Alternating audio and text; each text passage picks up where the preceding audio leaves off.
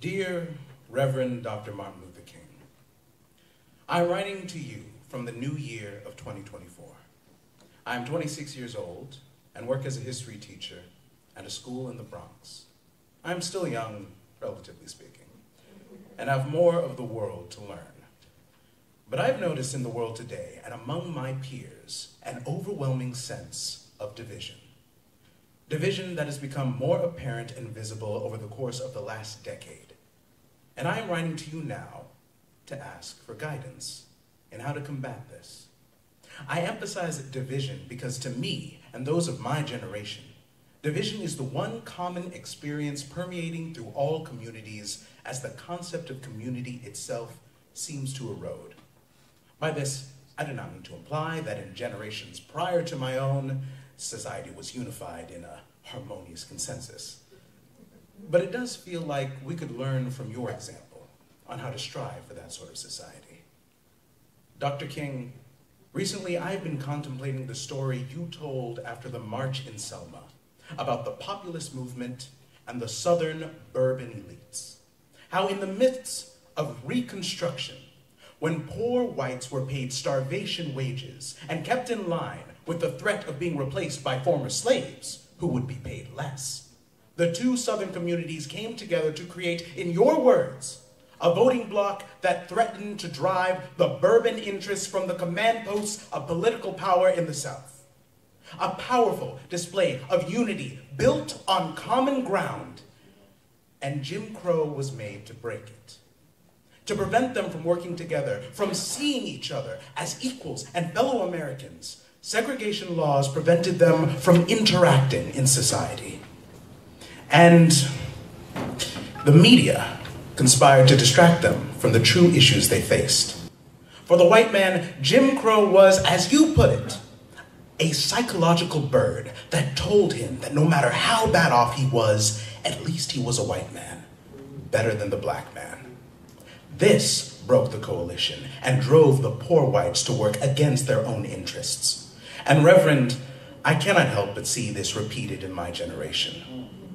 Though the letter of the law does not separate us with the legality, as Jim Crow once did, the spirit of the law separates us with economics nearly as efficiently.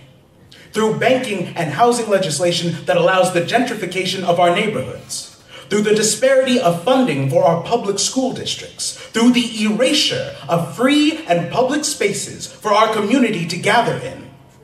And outside the major metropolis that I was born and raised in, there are zoning laws promoting an urban development trend towards suburban sprawl and diminished public transit that physically separates us in the most literal way.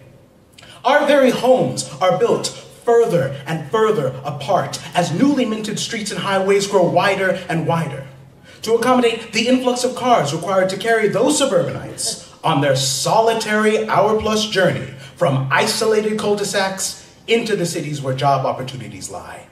The same cities where higher and higher rent force the low-wage worker our society relies on to live farther and farther away from the fruit of the labor that they provide. It is with this separation, Reverend King, that our modern-day Bourbon interests find the opportunity to sow true division. I see people who have too little to pay their bills, believing that they are being swindled by those on government assistance. I see those under threat of losing their homes, raging against aid for those who come here after losing their own, and talking heads on every screen coercing the resource-starved to see every other impoverished community as an enemy instead of facing those in power who took from them in the first place. Group after group is labeled and paraded as the unwanted other that the upstanding citizen is both better than and under threat from. Whether they are country folk and labeled ignorant bigot, whether they are foreign-born and labeled illegal trespasser, whether they are Muslim and labeled terrorist, Jewish and labeled an enemy, queer and labeled predator, or, as is always the go-to, black and labeled dangerous criminal.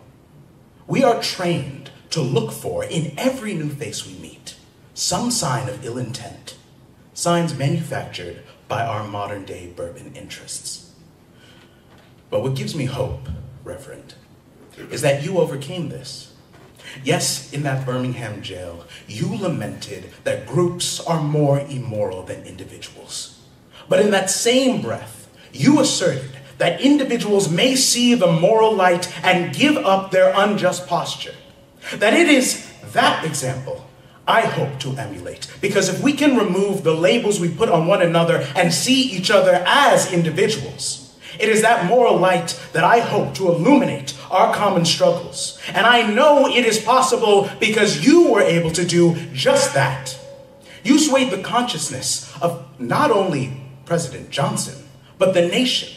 It was through your tireless efforts that you were able to orchestrate support for the 1964 Civil Rights Act, a piece of legislation that, though not the first of its kind, was the first to be implemented with the full force of the powers that be, because the vast majority of this near democracy truly believed that it was the right thing to do.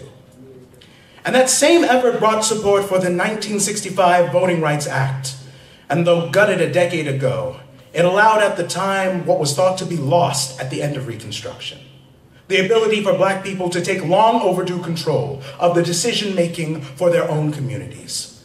An ability obtained because so many were forced to see the people of those communities as people.